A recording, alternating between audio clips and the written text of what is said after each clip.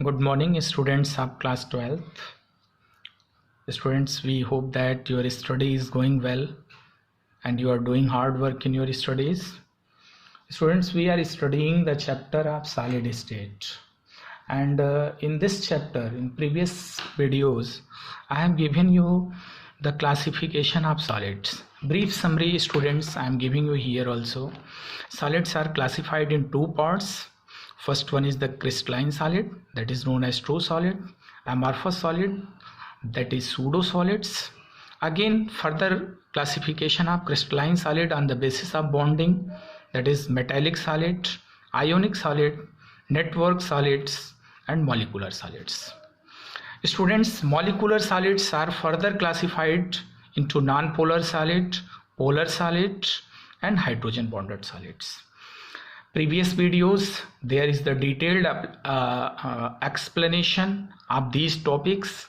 If till now, students, you have not read the previous video, so you must go through that one on the same link. This video is uploaded, and you make the notes also, so that when school will open, then this chapter solid state, you will be prepared at that time very well. Students, after that, in this video number 5, I'm going to tell you students about crystal lattice and unit cell.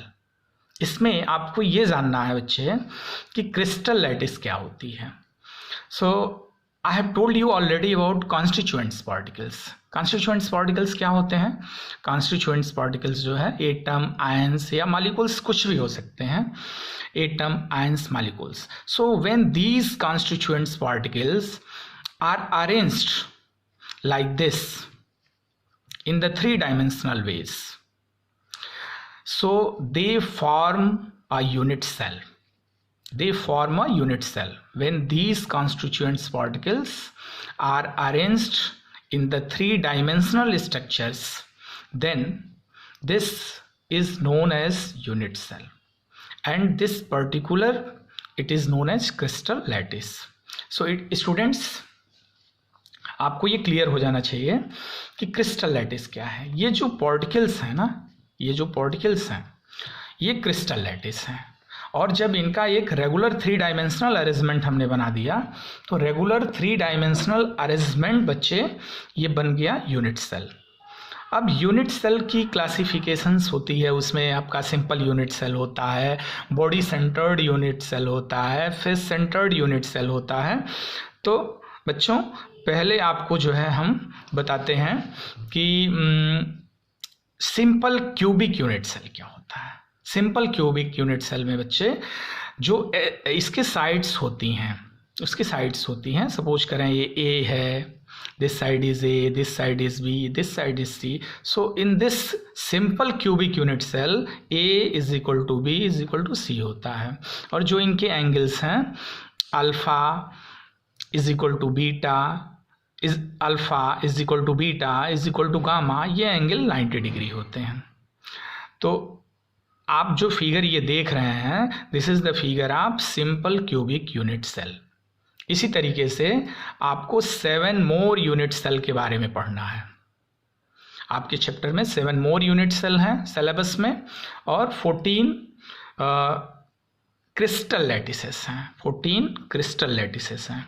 7 simple cubic unit cell में 7 unit cell हैं, और 14 crystal lattices हैं, जिनको हम Brevis lattices भी कहते हैं. तो आपको स्टूडेंट्स, मैं इन 7 यूनिट सेल के नेम बता देता हूं. आप देख रहे हैं कि फर्स्ट वन क्यूबिक है. इसकी प्रॉपर्टी क्या है? जैसा हमने अभी बताया, just earlier I have explained you, A is equal to B is equal to C and alpha is equal to beta is equal to gamma 90 degree. ऐसे क्यूबिक के बाद टेट्रागोनल होता है, आर्थोरोम्बिक होता है, हेक्सागोनल होता है, रोम्बोहेड्रल होता है, मोनोक्लिनिक होता है, ट्राइक्लिनिक होता है. स्टूडेंट्स, इसको जो है आप देख लेंगे कि क्यूबिक में तीनों साइड्स इक्वल होती हैं, टेट्रागोनल में 2 साइड इक्वल है, तीसरी नहीं इक्वल है, but all angles are 90 degree. तो तो इस तरीके से ये 7 यूनिट सेल होते हैं।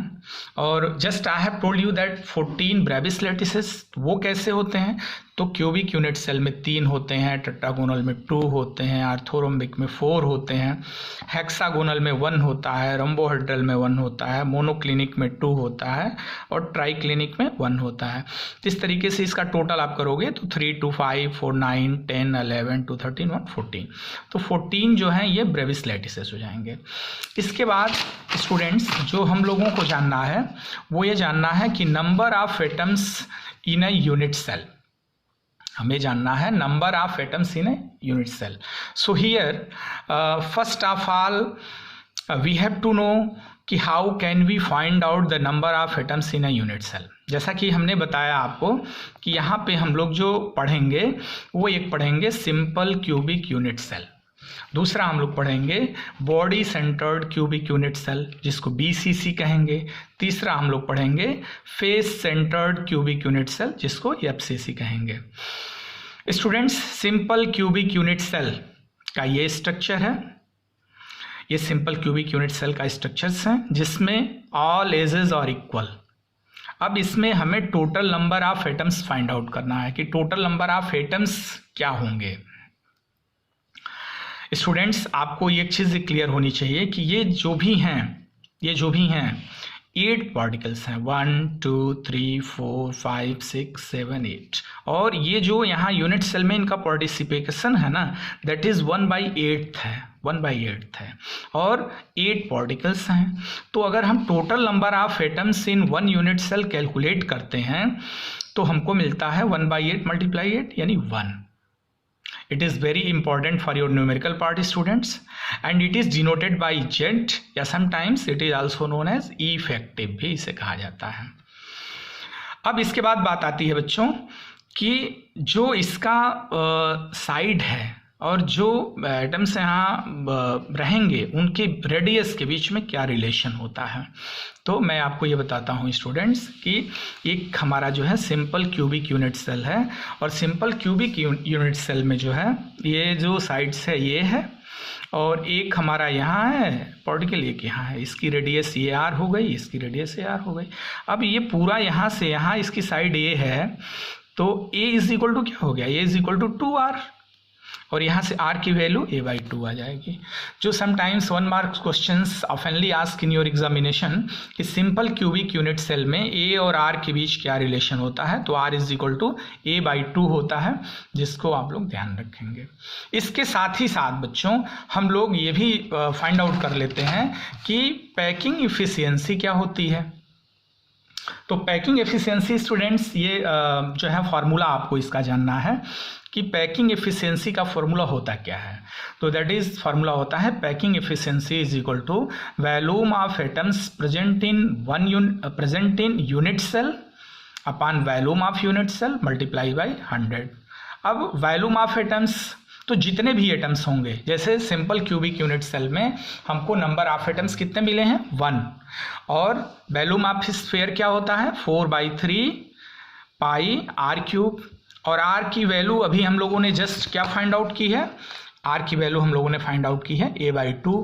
तो r की जगह पे हमने a/2 का क्यूब किया तो हमें मिल गया a³/8 और वॉल्यूम ऑफ यूनिट सेल जो होता है साइड, अगर ए साइड की क्यूब है तो उसका वैल्यू में a³ तो a³ कैंसिल आउट हो गया और पाई की वैल्यू हमने 22/7 रख दी। इस तरीके से ओवरऑल सॉल्व करने पे स्टूडेंट्स जो इसकी पैकिंग एफिशिएंसी की वैल्यू हमें मिलती है सिंपल क्यूबिक यूनिट सेल में, वो वैल्यू हमें मिलती है 52.3 एंड अप्रॉक्सीमेट वैल्यू इसका हम लिख देते हैं 52.4%। So this is students packing efficiency. So it is my suggestions to all the students कि आपको जो भी ये चीज़ें पढ़ाई जा रही हैं इनको आप अच्छे से अपने नोट्स में लिखिए, उनका रिवीजन करिए और जो क्वेश्चंस आपको कराए जा रहे हैं उन क्वेश्चंस को भी करिए। आपके एनसीईआरटी के बुक का कोई भी क्वेश्चंस ऐसा नहीं होना चाहिए कि जो आप नहीं सॉल्व कर रहे हैं। अगर आप इतना कर लेते हो तो निश्चित रूप से your scoring will be much better in your board examinations students. Thanks.